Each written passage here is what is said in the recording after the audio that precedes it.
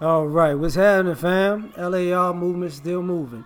Book is entitled Lessons from a Non-Custodial Father at Amazon, Kindle, and Create Space. A link will be in the description box below as usual. This video is entitled Committing Slow Suicide. I thought I talked about this before, but I'm not sure. So I'm going to talk about it again if I already talked about it before. What I mean by that is some people kill themselves slowly doing dysfunctional things, and they don't want to say that they're killing themselves, and it's not considered suicide because of the amount of time it takes. Like, if you're overeating, you're killing yourself slowly. You're committing suicide. You know, as you pack on the weight and you get all the health issues, your overeating stems from a place it's usually not a good place. Emotion sometimes, most times negative, sometimes happy. But if you keep eating and you're overeating, and you're getting sicker and sicker, and you can't move. You don't drop the weight because it's too hard. So then you go back into overeating again, and it's a vicious cycle. You make it worse and worse and worse. So when people are trying to quote unquote help you change your lifestyle with your eating habits and working out, it's a struggle, and they're not mad because you don't have a strong will. They're mad because you're slowly killing yourself, and they can't help you. They can't help you pull yourself up out the grave, even though you're not dead yet.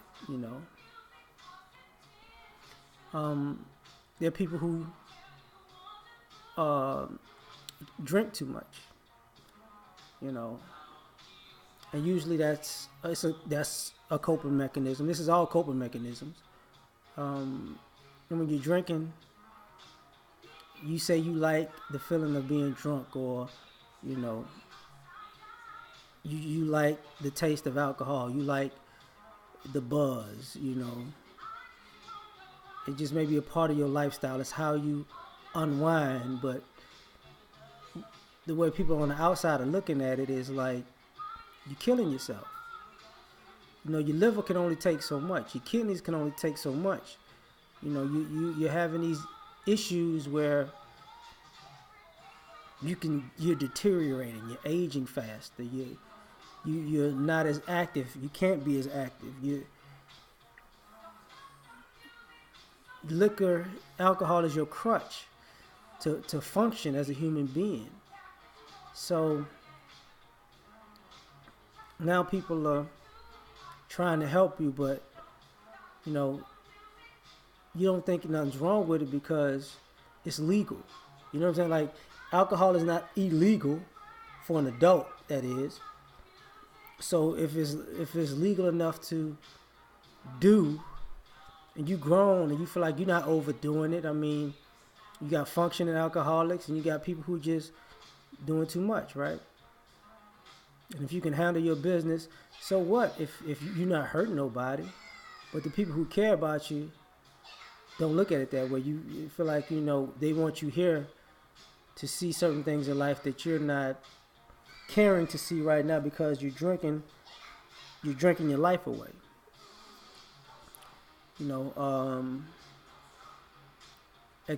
People who smoke and do drugs.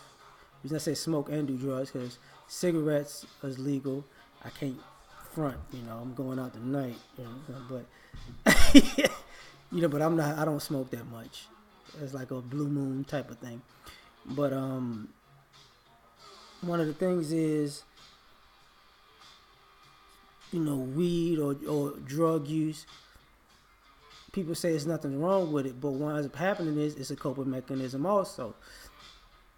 And you wind up having bad lungs because of it. Because a lot of people they look at that the same way they look at alcohol, drugs, smoking and drugs. It's like it makes them feel good. It's if they're destroying anybody, they're destroying themselves, so it doesn't matter.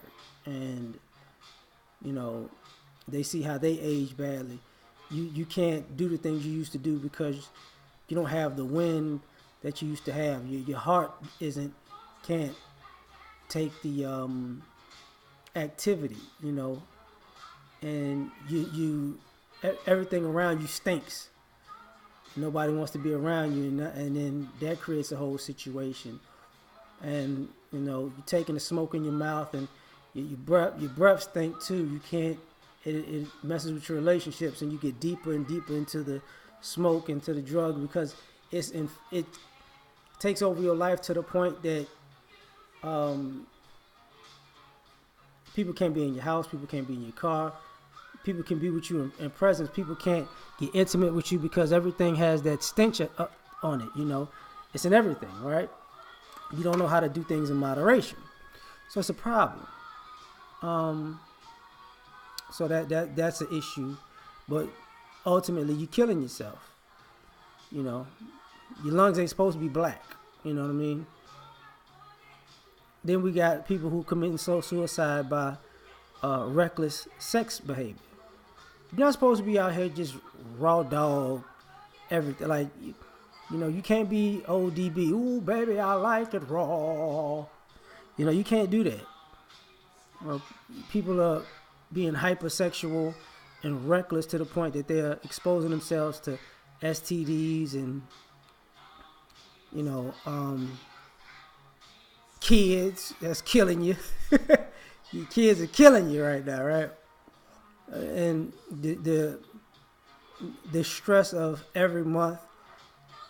If you're gonna either did you catch something, or are you having a baby, and you're doing this month after month after month, and the stress piles up, and you're killing yourself because you want to blame the consequences on everybody else but yourself. So, and when people tell you, you know, you can protect yourself and you won't have, and it could save your life, but you don't want to do that because you just want to roll the dice with your life sexually because you just can't control your urge, or just because it feels better. And, you know, you're killing yourself because then when you wind up catching something that you can't get rid of, you know, there are a lot of people who double down on that, who they'll catch something and give it to somebody else. They don't care, you know. So they finally got what they wanted by their reckless behavior, and now they get mad they won't get mad at themselves, but they want to give somebody else the same disease they got. And now we can love together because I gave you what I got because I was out here buck wild on purpose. Like, that's not cool. You know, you committing suicide, you know, slowly. Then you got people who just like reckless behavior in general. You know, people who like the speed. People who always in a struggle, don't pay their bills on time. People who always are impulsive, and they always make these moves, and they're so impulsive that they don't handle their business, and now they're always in the struggle. You know, it's always, you gotta, what they say back in the day, you always gotta rob Peter to pay Paul. And that scrambling rat race hustle life is a slow suicide because you never handle your business because you like the pressure cooker of always being in the struggle. And you're struggling because you're hard-headed, you know, like you have to create a bad situation for yourself. And you commit suicide because you're stressing yourself out so much you're dying fast. And when people try to tell you there's a way to handle your life that's less reckless and more peaceful, and it gives you longevity, you need the hustle and the grind and the drama and the tension. And, you know, it's always a story to be told about why and how stuff is so messed up, and you never really want to fix it. And people on the outside like, why don't you just do the right thing, and you won't have these situations every week and every month. Like, it won't be as bad.